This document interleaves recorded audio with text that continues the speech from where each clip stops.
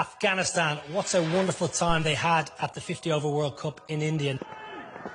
Bowled in, and Afghanistan have the greatest victory in their history.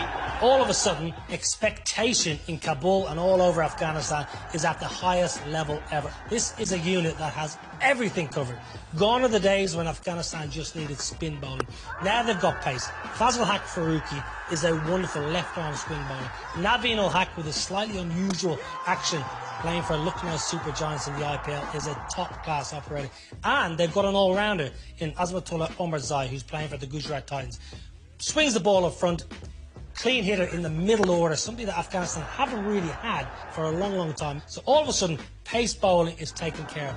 Do we need to talk about spin? That is the massive plus point for Afghanistan. Who do you pick? You got Rashid Khan, Mohammad Nabi, Nur Ahmed, Mujibur Rahman. Absolutely incredible stock of spin bowling options for the coach, Jonathan Trott. Flew home recently with Jonathan Trott from Dubai. I asked him this very question. How do you get 15 players into 11? Because that is going to be Jonathan Trott and Afghanistan's most difficult task. You can't play 4 spinners, or can you? Can Afghanistan think outside the box and play a plethora of spin bowling? I haven't even spoken about the batting. One of the key points is Ramanullah Gurbaz up front, playing for KKR in the IPL. An extremely talented young man, still very young, in his early 20s, and then the best player, in my opinion, Afghanistan have produced with bat in hand for a long time. Ibrahim Zadran up front. He is the new Rolls-Royce of Afghanistan cricket, taking over from Ramad Shah, who has been a stable batsman at number 3. Ibrahim Zadran, he is one to watch at this T20 World Cup. Tall, powerful, elegant through the offside. Wonderful team, Afghanistan. I expect them to go deep in this tournament. They've made 6 previous appearances in the tournament, but have never sniffed a semi-final yet. Many wonder if 2024 could be their year. They are very, very talented. They're well coached by Jonathan Trott.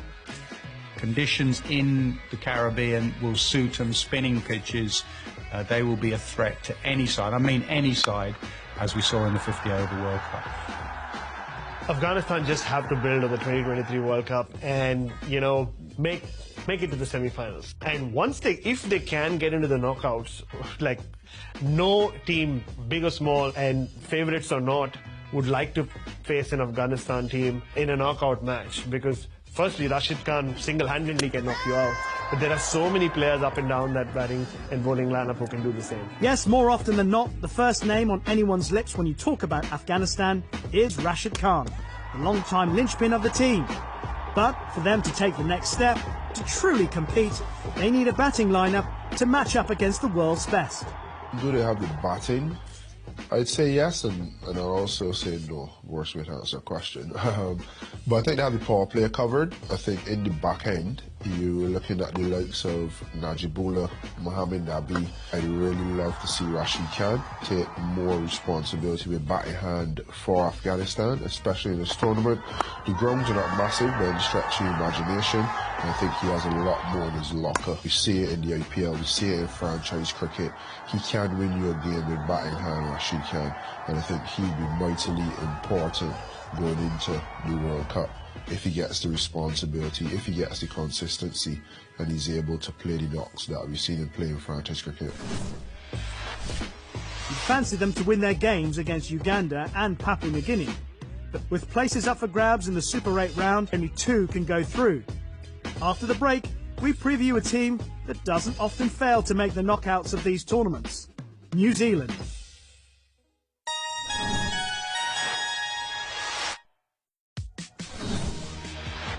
Welcome back to